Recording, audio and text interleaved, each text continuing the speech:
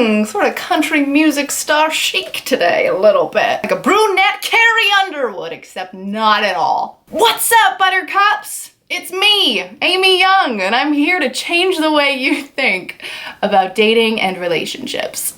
I am on a standards kick.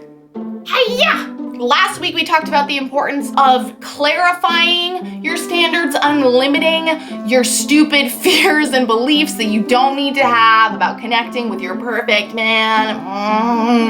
Can't wait. So let's say now you have like a monstrously comprehensive list of everything that you're looking for from a potential partner. You might be feeling a little bit overwhelmed. I don't know if I'll be able to find someone who likes, brie as much as I do.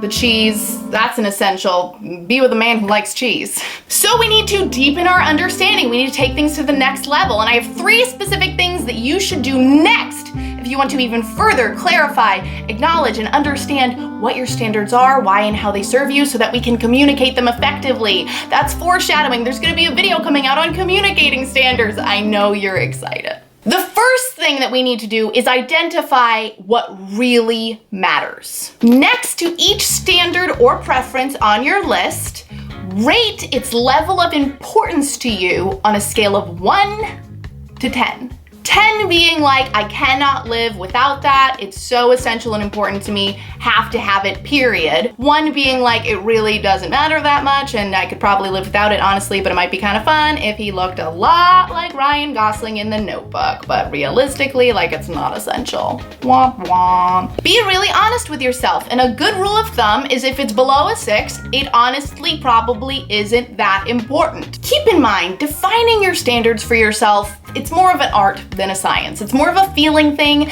than a thinking thing, because everyone's answers are gonna be a little bit different, right? Like, for example, which is more important to you?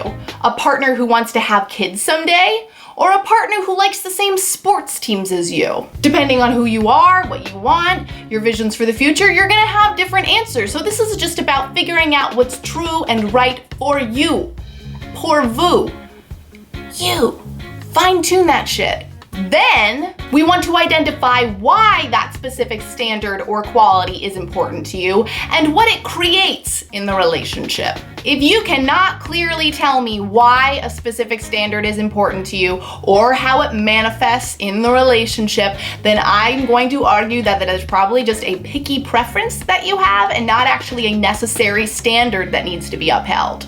And we all have picky preferences, but let's be real about our standards. Like, let's figure out what are the essential list of ingredients and not just the garnishes that we wish we could sprinkle over the top. Like, if you can't tell me why it's absolutely essential that your partner be 6 feet or taller, I mean, we need to check out some stuff. But sometimes our specific picky preferences can point to an underlying value that we need to see fulfilled in our relationship. If I were to ask you, why does your perfect partner need to be 6 foot or taller? And you've replied, well, I need to feel secure and safe with my man. I like to feel like small and cared for and taken care of and like dainty and I want to feel like protected. Is that so wrong? No, of course not.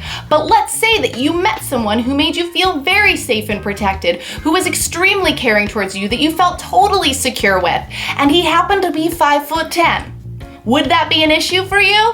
Could you live with that? Or do we kind of need to call BS on this slightly superficial standard that you have created for yourself, which is fine. This is your life. It's just something to consider. And now that we have really clarified this shit up and come up with like our true list of like, oh my God, want it, need it, eat the yummy standards, we have to ask ourselves, do I meet my standards? Like, maybe I want someone who's super ambitious and effusively positive and passionate and supportive, but like, how am I doing on that shit? Because it's not really fair to hold anyone else to a standard that we would not first fulfill ourselves. I made a whole video about that.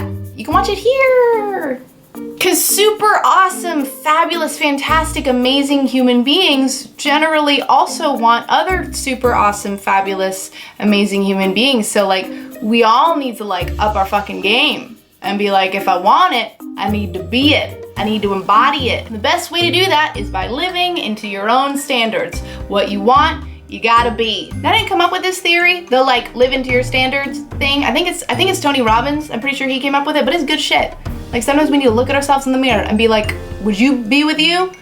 Are you living into your standards? And if the answer is no, better figure out how to be 6 feet or taller.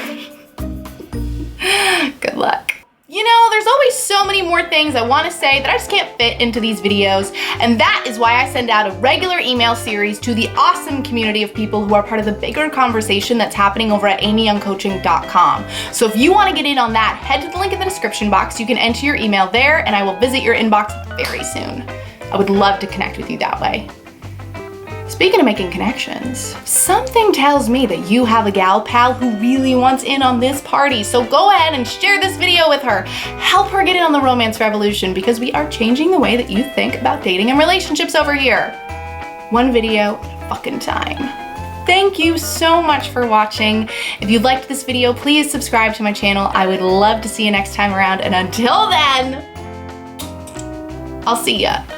I mean, we're also like facing reality. We're not hiding from reality and acting like it's not the case. We're accepting what is. We're open. We're